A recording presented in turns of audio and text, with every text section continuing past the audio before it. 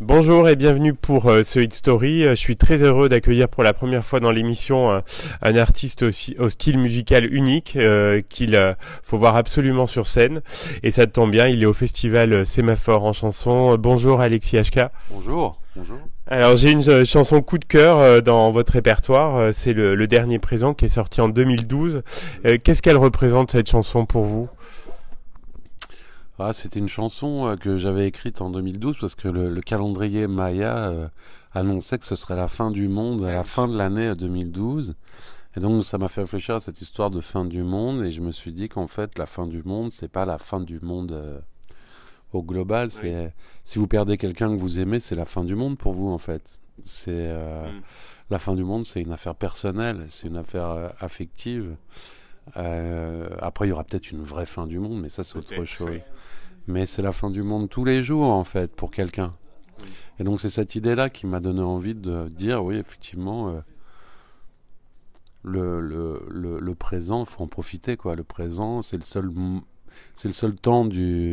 c'est le seul temps de la conjugaison qui est qui soit un vrai mot. Et c'est comme un cadeau, ça m'a fait vraiment penser à un cadeau. Et voilà, et puis en avançant dans la vie, le temps se réduit, on a de moins en moins de temps, et on réalise à quel point il est précieux. Et le dernier présent, ça voulait raconter ça. Ouais. Elle est importante, cette chanson, parce qu'elle donne son nom aussi à l'album. Oui, du coup, elle a donné son nom à l'album. C'était un nom que je trouvais à la fois un peu triste, un peu tragique, et en même temps assez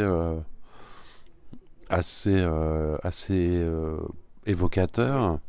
Assez évocateur et voilà, je suis resté sur cette idée et du coup les autres chansons gravitent un petit peu autour de cette idée-là mais de manière assez lointaine.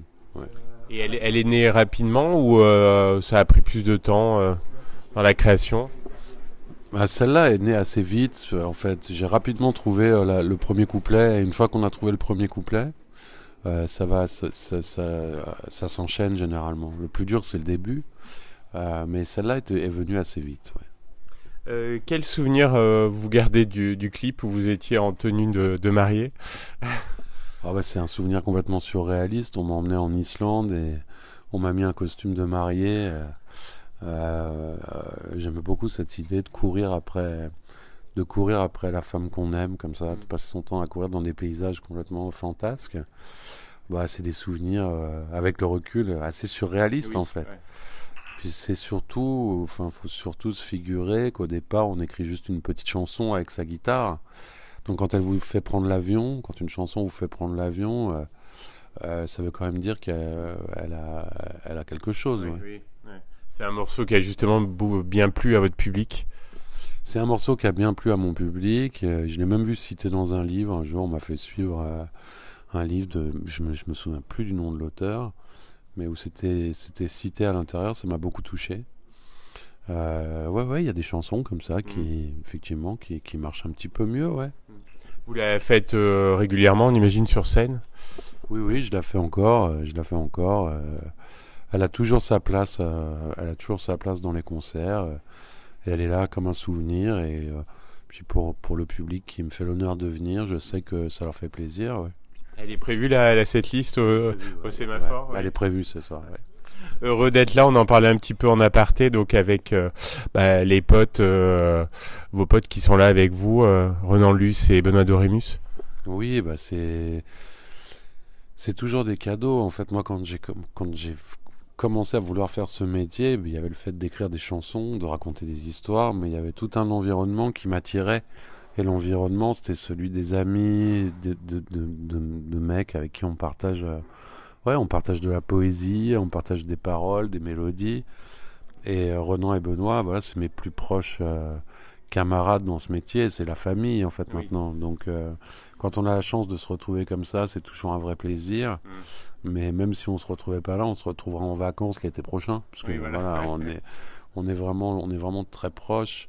Et donc là, on se retrouve dans le meilleur des contextes pour être ensemble. Ouais. Alors le dernier présent c'était en 2012, mais donc en 2022 pardon, il y a eu un nouvel album, Bobo Playground. Il regorge de petites pépites. Il est vraiment très sympa. Oui, alors ça, je suis pas le meilleur Oui. placé pour juger. Je l'aime bien, ouais, je Oui. l'aime bien parce que je me suis beaucoup amusé en le faisant. Je me suis bien marré. Euh, Il est assez enjoué quand même, il est... Ouais, il est plutôt ludique, Oui. mais il est faussement ludique en Oui. fait, parce que moi j'ai quand même du mal à être uniquement dans le divertissement. Oui. Donc quand j'écris des choses, il y a toujours un petit fond un peu plombant, même quand ça veut être ludique, mais finalement je pense que c'est une qualité aussi, qui est deux genres d'émotions. Mais c'est vrai que celui-là, ouais, avec Seb Collinet qui l'a réalisé avec moi, on adore le reggae, le raga, Ouais. on adore les musiques africaines. C'est un truc qu'on a en commun. Et là, on s'est dit, vas-y, viens, on fait des clins d'œil, on s'amuse, on met du flow, on met du, voilà, on essaie de faire quelque chose d'un peu différent du précédent qu'on avait fait ensemble Oui. aussi. Et donc, plus que différent, c'est presque quasiment l'opposé de l'humeur de celui d'avant, qui était pour le coup assez sombre, en tout cas au début. Ouais, là c'est pareil, c'est des bons souvenirs. À l'arrivée, les albums, pour moi, c'est des albums photos. Oui, c'est ça. Ouais. C'est-à-dire que ils marquent des moments de ma vie. Je les réécoute assez rarement, mais par contre, ils existent comme des albums photos ouais, d'époque de ma vie. Ouais. Donc ça, c'est une chance aussi de pouvoir Mm. avoir des archives naturelles de sa propre vie. C'est sûr.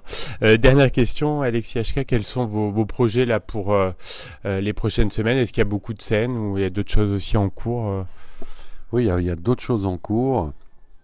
Euh, Avec Benoît Dorémus, donc qui va jouer ce soir, on prépare un projet à deux qui s'appelle Inavouable. Et donc c'est des chansons qui n'auraient jamais dû être chantées en public et qui du coup vont l'être. Ah oui. Donc ça nous amuse beaucoup. Vraiment, on a mis les mains dans le cambouis et on s'est beaucoup amusé déjà, alors que ça n'a même pas encore commencé. Sinon, je suis artiste associé à Porte-les-Valences, au Train Théâtre de Porte-les-Valences. Et en janvier, je fais un projet avec la chanteuse Zaza Fournier, un spectacle qui s'appelle Un autre amour, et c'est l'histoire d'un amour impossible entre un homme et une femme, qui du coup sont condamnés à être des amis. Alors ça les frustre un peu, mais en même temps, c'est mieux comme ça.